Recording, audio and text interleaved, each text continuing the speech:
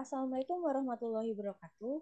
Perkenalkan, Oh, kami dari kelompok 9 yang beranggotakan Jasmine Georni, Gina Sekar Taji, Anissa Cahyani Surya, Ari Sigit, dan saya sendiri Nadila Nara Putri.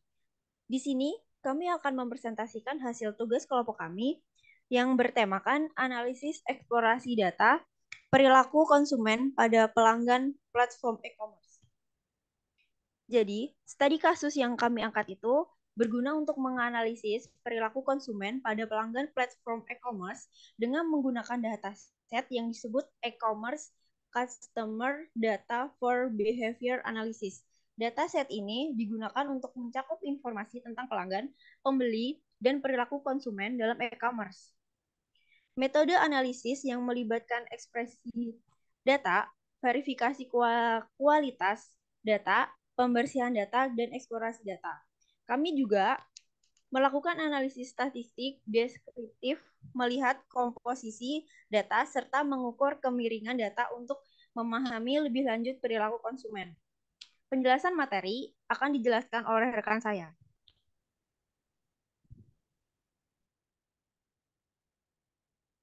oke, baik. Untuk yang pertama, kita akan melakukan deskripsi data, di mana untuk mendeskripsikan data, kita memerlukan beberapa library yang berguna dalam pemrosesan data nantinya.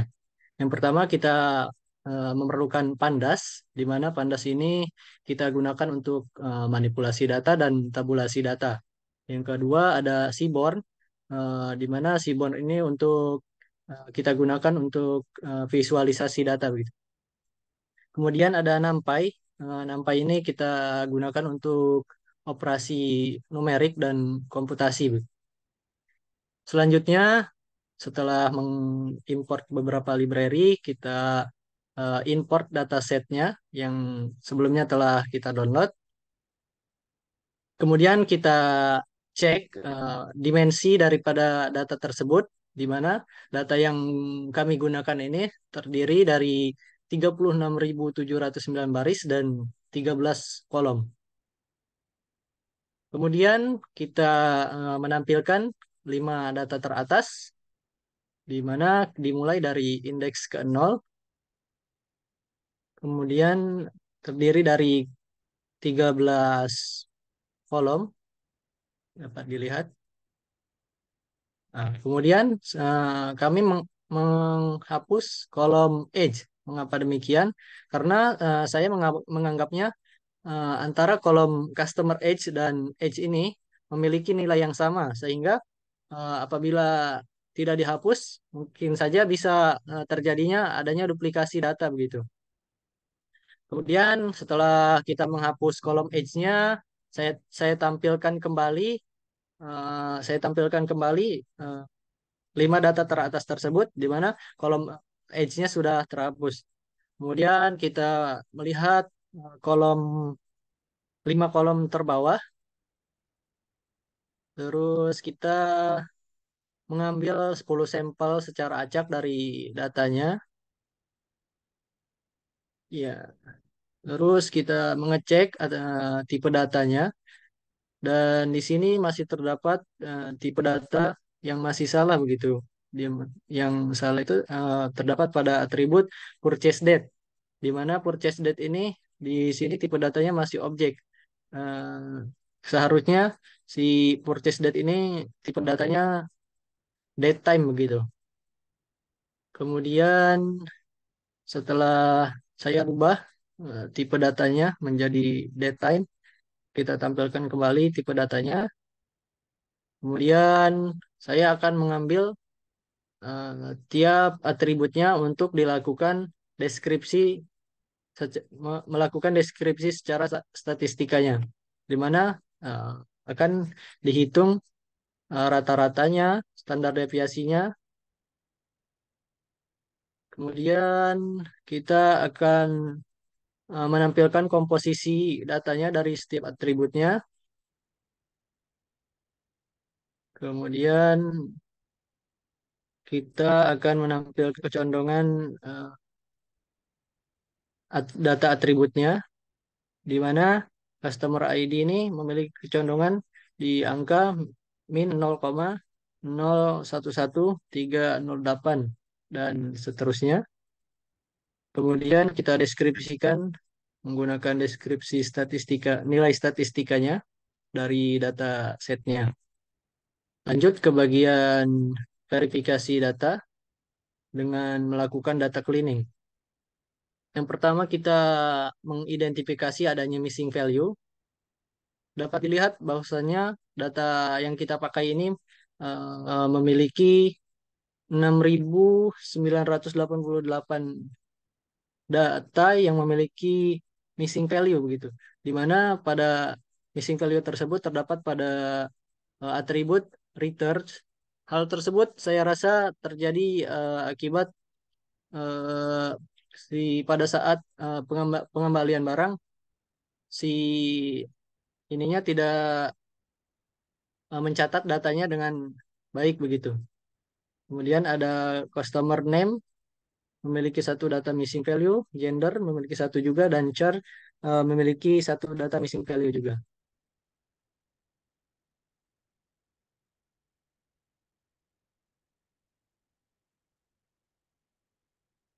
Boleh dilanjut.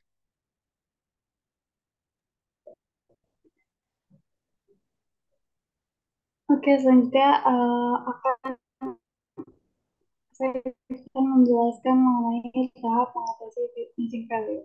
Untuk mengatasi missing value ada beberapa cara yang bisa kita lakukan, yang itu kita bisa mengisikan kolom missing value dengan atau kita bisa menghapusnya. Untuk yang pertama kita akan mengatasi missing value dengan mengisikan dengan nilai min. Oke, pertama kita ketahui tadi di return itu memiliki banyak missing value, maka pada tahap ini kita akan menghitung nilai min dari kolom returns itu. Kemudian kita ketahui bahwa nilai min dari kolom return itu sebesar 0,5009. Kemudian kita akan selanjutnya akan mengisikan data-data yang kosong dalam kolom return dengan nilai rataan yang sudah kita ketahui. Nah, selanjutnya kita bisa mengecek kembali apakah masih ada missing value pada kolom-kolom dataset yang kita miliki.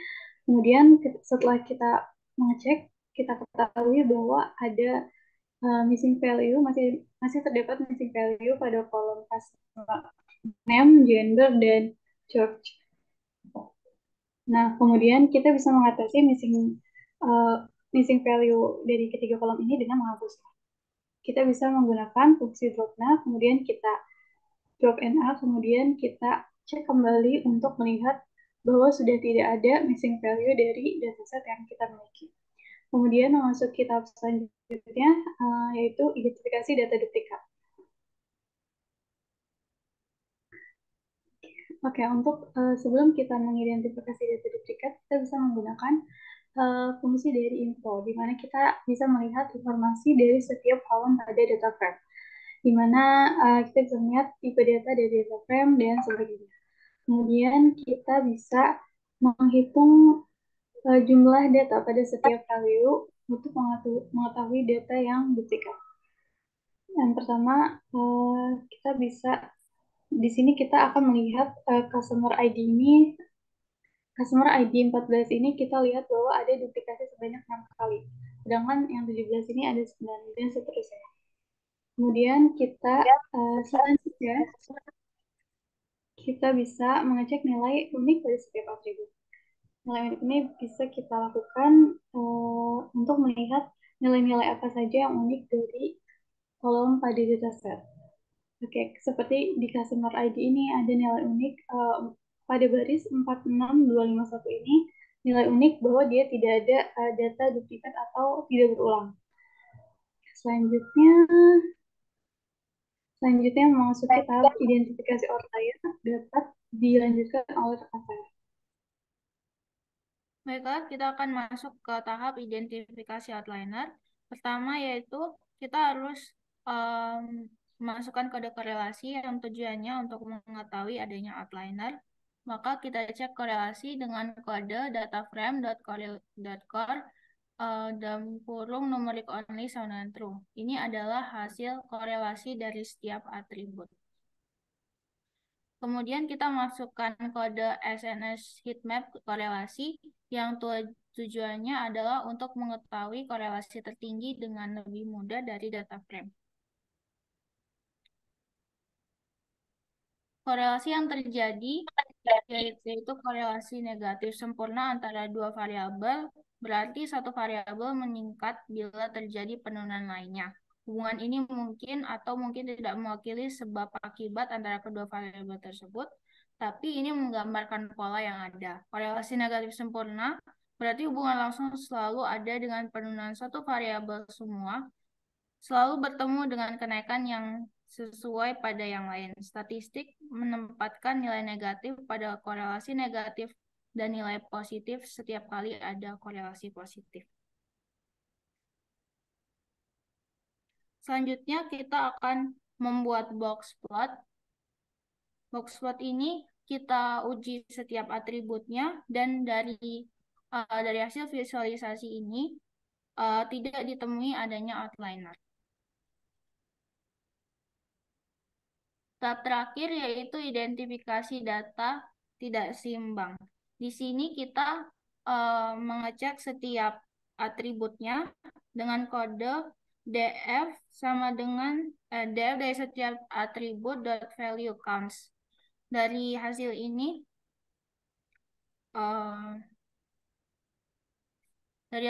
tidak ditemukan ada indikasi yang jelas dari ketidakseimbangan pada kolom-kolom tersebut.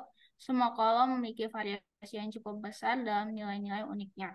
Dan di sini kode terakhir df data frame ganti format ke CSV dengan nama kelompok 9 underscore clean underscore data.csv. Oke.